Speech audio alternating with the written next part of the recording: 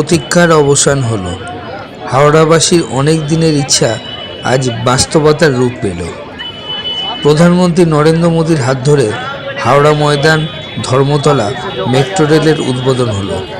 ঐতিহাসিক এই দিনটির সাক্ষী থাকতে বেশ কয়েক হাজার মানুষ হাওড়া ময়দান চত্বরে ভিড় জমিয়েছিলেন। গঙ্গার নিচে 520 মিটার লাইনের ওপর মেট্রো চলবে আপাতত 15 মিনিট অন্তর। লন্ডন, নিউ ইয়র্ক, চীন, জাপানের মতো কলকাতাতেও এবার মাটির নিচে গঙ্গার উপর দিয়ে মেট্রো চলাচল করবে।